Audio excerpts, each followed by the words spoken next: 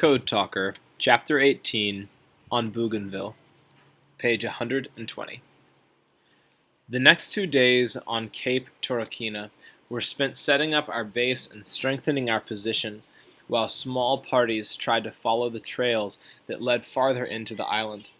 It wasn't easy. The jungle was thick and the trails dangerous and narrow. Everything about Bougainville was strange to me. As a Navajo, I was used to a dry land, and so were most of the other Marines. Unlike our enemies, our men had never fought in this kind of terrain before. I quickly discovered that the whole island, aside from the first 100 yards nearest the beach, was nothing but swampy jungle.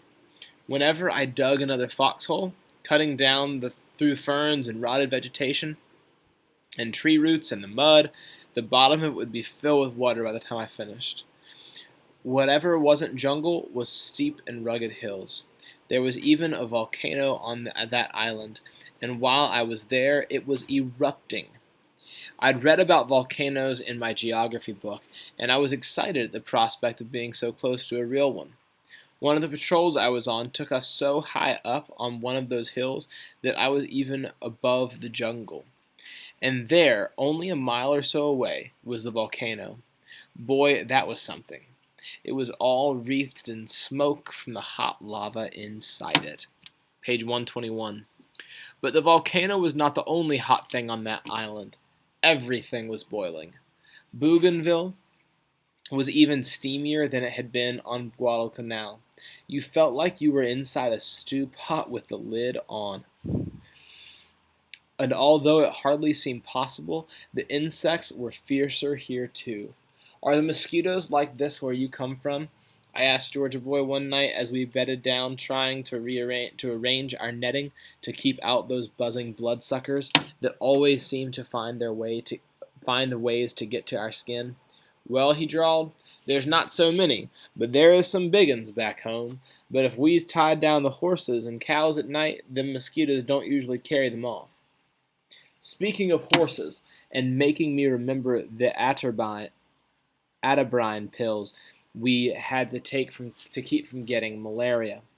They were big enough to choke a horse, and always stuck in my throat when they were going down. They tasted bad, and the taste stayed with me for hours after taking them. They were awful. I hated those pills so much that I tried to avoid taking them. I would pretend to swallow them while hiding the pill under my tongue. That way I could spit it out later. We had a radio tent set up at the base for our communications. Watch Officer Alex Williams was the supervisor there, and that was where we went to take our pills. Not only was the watch officer in charge of dispensing the pills to us, he had been told to keep a very close eye on us Navajos. For some reason, we had developed a reputation. So when he handed me my pill, he would watch closely as I put it into my mouth. "Hold on, Begay," he would say, as I started to turn around. "Drink this." Page 122.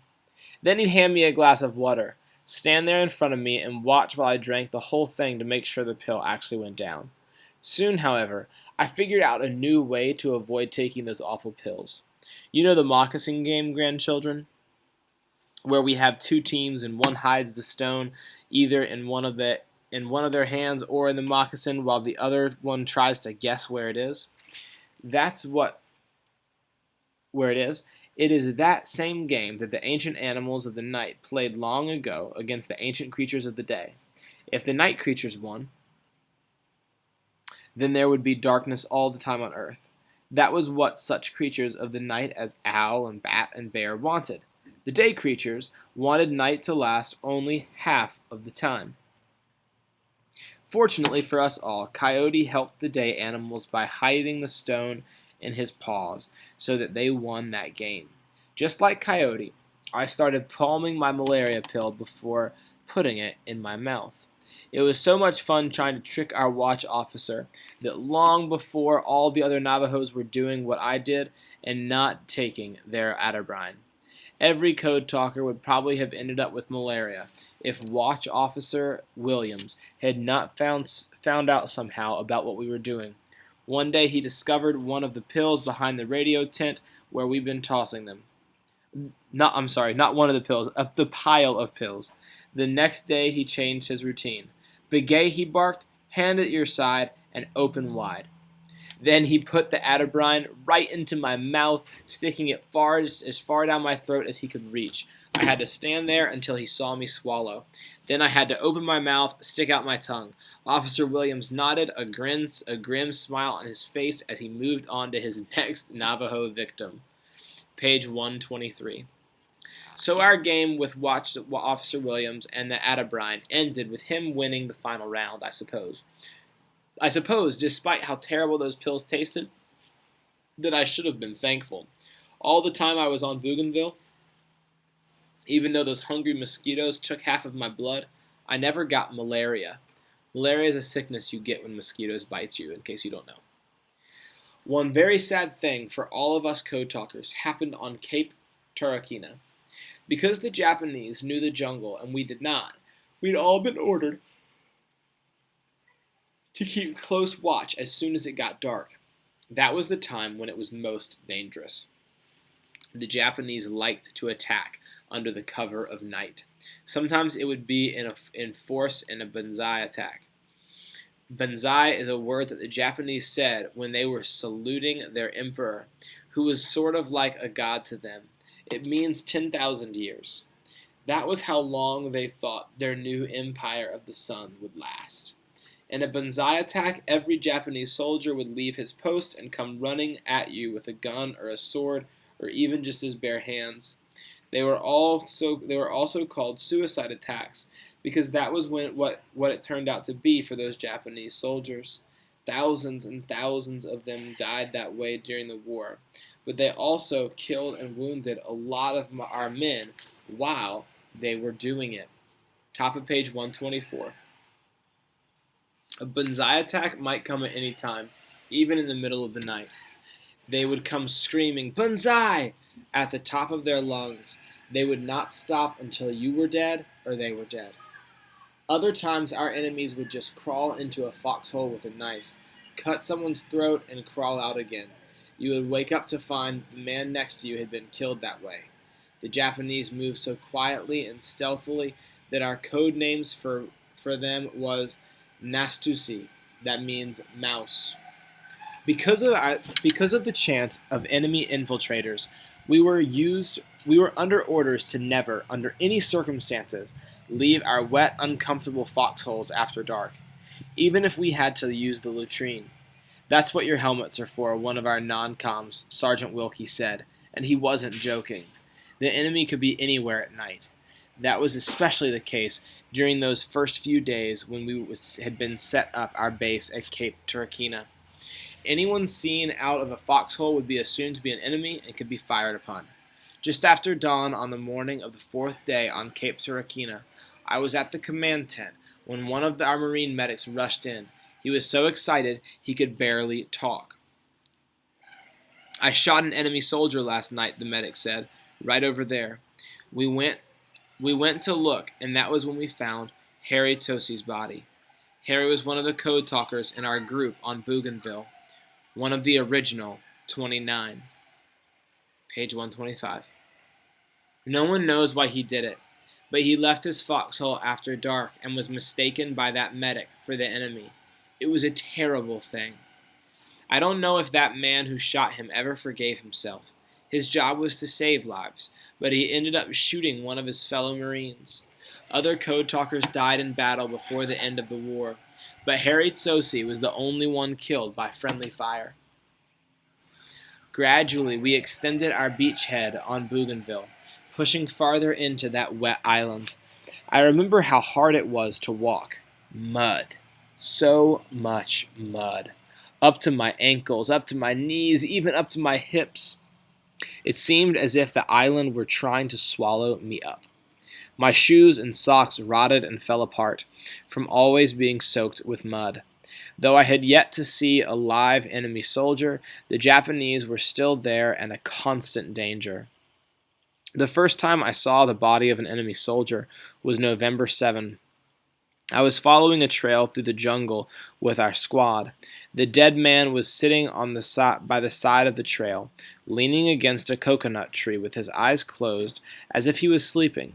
It was surprise. I was surprised at how young and peaceful he looked, and how small he was.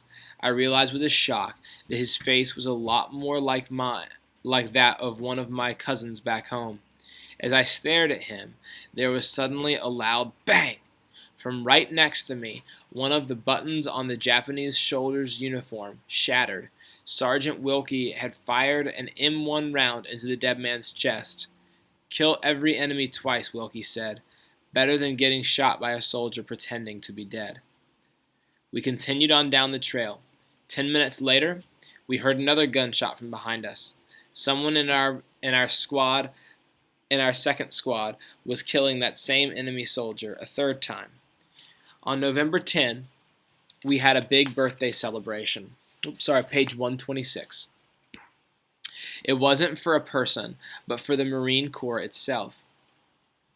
Colonel Liver's Edge, who founded the 3rd Raider Battalion, spoke about the long tradition of our Marine Corps.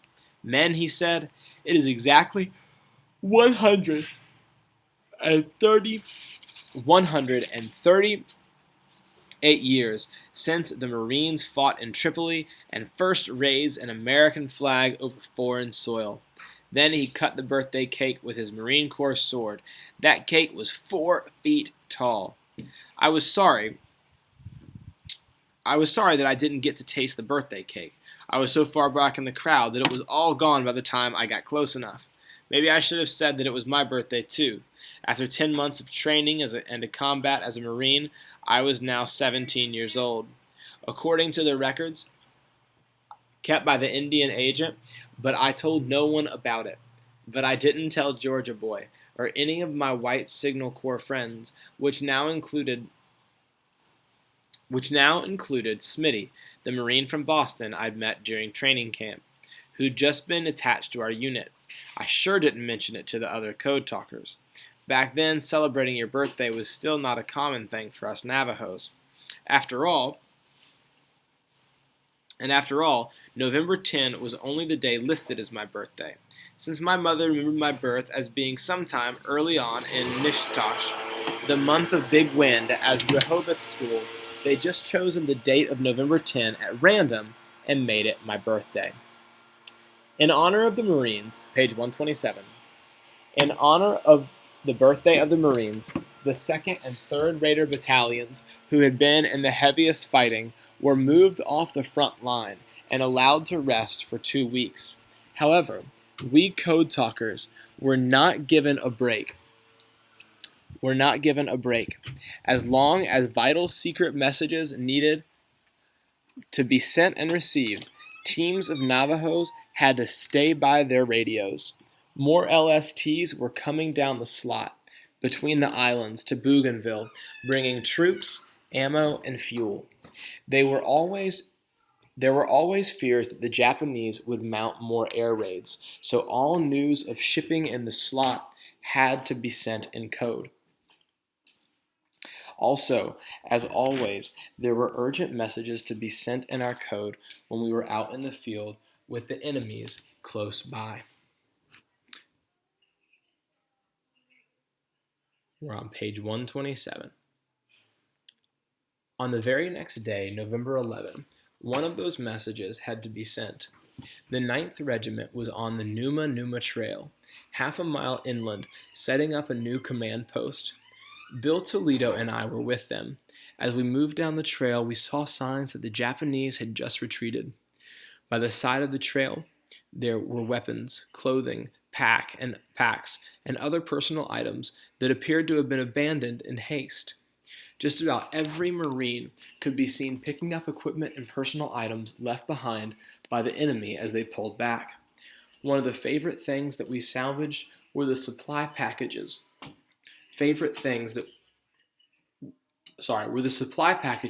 That were the Japanese equivalent of our cans of sea rations. Sea rations, grandchildren, were the special food packets that we Marines were given to carry with us so that we would have food to eat when we were cut off. Each sea ration was supposed to be a three a day meal, a 3 meal a day food source. Dry biscuits, canned meat, sugar, and powder coffee all in one big can. Page 128. Sometimes, too, we'd get a D ration. There was a sort of hard candy bar made out of sugar, chocolate, and oat flour. Every Marine complained about our sea rations. Even though the government kept trying to improve them, nobody loved sea rations. In the last year or so of the war, they started giving us something new called K rations that had a lot more in them, sometimes even fruit drinks, toilet paper, peanuts, and chewing gum. C rations and K rations had to be waterproof and able to stand the heat or the cold. So they were backed in tough, wax-coated cardboard. You had to use a knife to cut them open. Those Japanese food packets were much more interesting than our sea rations. They contained the small boxes of Japanese candy, packets of biscuits, cans of stew, as well as lots of pamphlets written in Japanese. A few of us kept those pamphlets as souvenirs, but most just threw them away. However, picking up Japanese things was not wise. Our enemies had learned that Americans loved to take souvenirs, so the Japanese began to plant booby traps.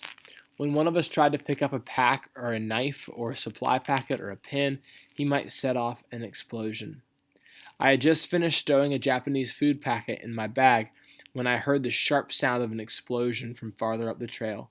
2 Marines had just been wounded in their arms and legs by shrapnel when they tried to retrieve a seemingly discarded .35 caliber Japanese machine pistol. Page 129. After sorting out what had happened, our lieutenant turned to us code talkers. Set up and get ready to send, he ordered, as he began to write his message on a pad. We fastened our radio to a big palm tree, and I cranked it up, while Bill put on the headphones and picked up the microphone. Then I read off our lieutenant's message to him as I had translated it into our code and written it on my own pad. I'll spare you me reading this. Here's the code that he sent. In English, that meant, to all units, Japanese are booby-trapping personnel equipment, installations, and bivouacs. Over. Dine bawuli bere. Man trap was our word for a booby trap. Nastusi, mouse, as I already told you, was the Japanese. If our message had not been sent and received all down the line, I am sure that many of our men would have been wounded or even killed. In fact, as soon as we finished sending and were heading down the trail, I carefully took out the Japanese food scrap I picked up and tossed it into the jungle. There were 4 rules for sending messages in the field: send, receive, roger, and move. The Japanese had equipment that could pinpoint where an American radio transmission was coming from. Although they could not decipher our messages, they knew they were important. When they located the source of a Navajo code message, they'd try to take it out. The day Bill Toledo and I relayed that message, the last of those 4 rules probably saved our lives.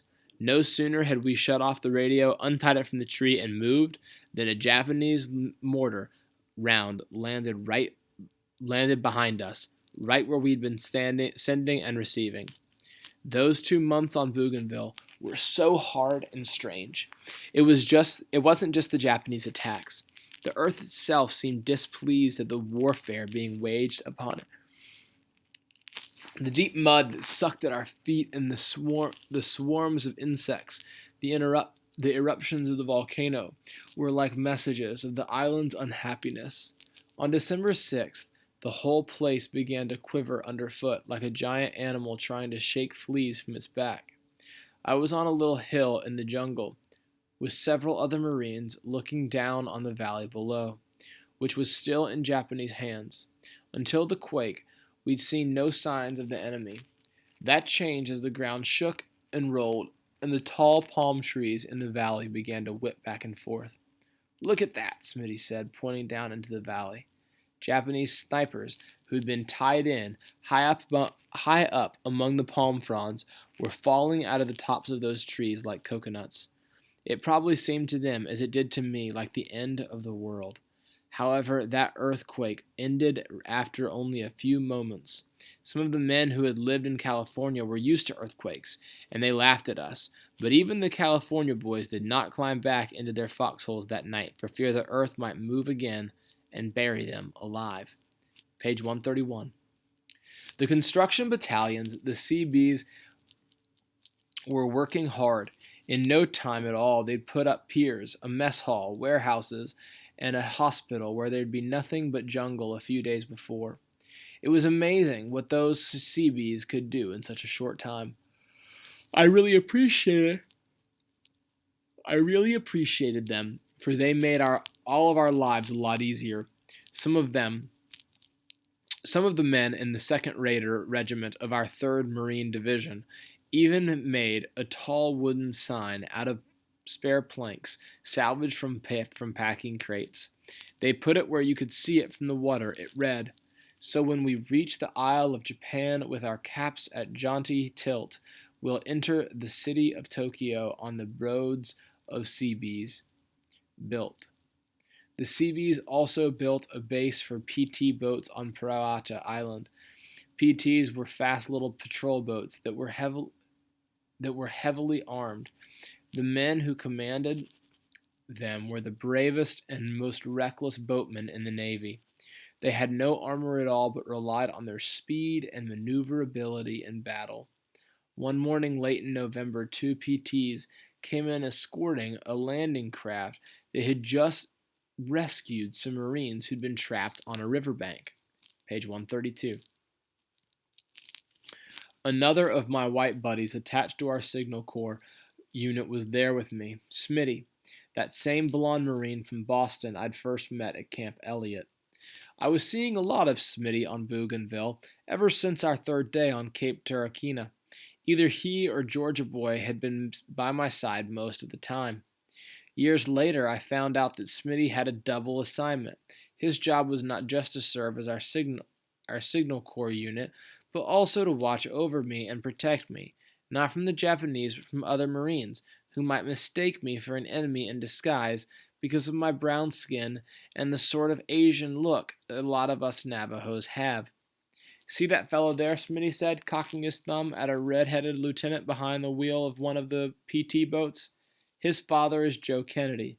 His father runs our whole state of Massachusetts, but he's out there risking his life in those motorized egg crates. You know the last boat he was in got sunk. He gets out of this war alive, he'll probably be our next senator. Want to meet him? He likes Indians." I shook my head. I was shy back then around people I didn't know.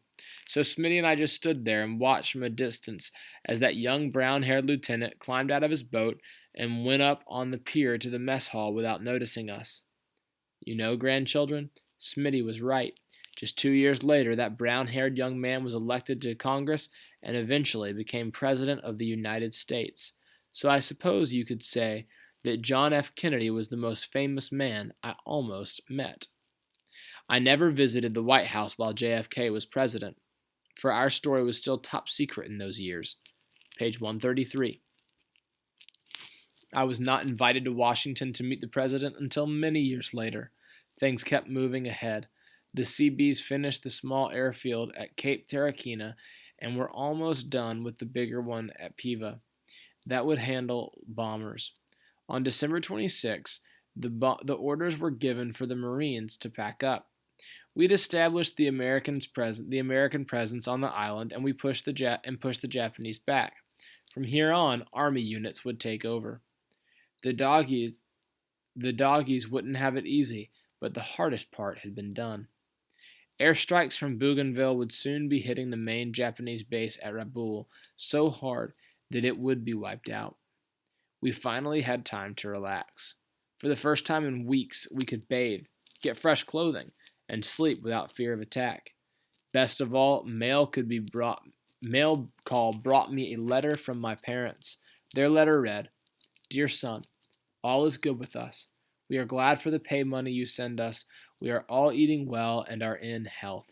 We are continually praying in church for your safety and for our, our other Navajo boys over there. We are praying for your quick return home. I smiled at the P.S. written at the bottom of the letter because my parents could not themselves write English. They had dictated to my sister, who was now in her 6th year of school. P.S. Big Brother, I am writing this for our mother and father just as they have said it to me. I wish I could be there with you. School is so boring. I have the same teachers you had, and they are just as bad as you said. I can't wait for you to get home to tell me about your adventures. Then I will not be bored. Return soon. I would not be returning home soon. I'd already gotten my orders. I had to train for a landing on yet another island. But although I could not go home, I did the next best thing. I packed my unwashed combat fatigues and sent them to my family with a note. Dear parents, here are my clothes, still stained with the sweat and mud and blood of Bougainville. Please use these to stand for me in a protection ceremony. On the days when prayers and songs would be offered to ask help from me, my clothes would be there in the hands of my family. On that day, I would feel the presence of the holy people, even though I was an ocean away from my home.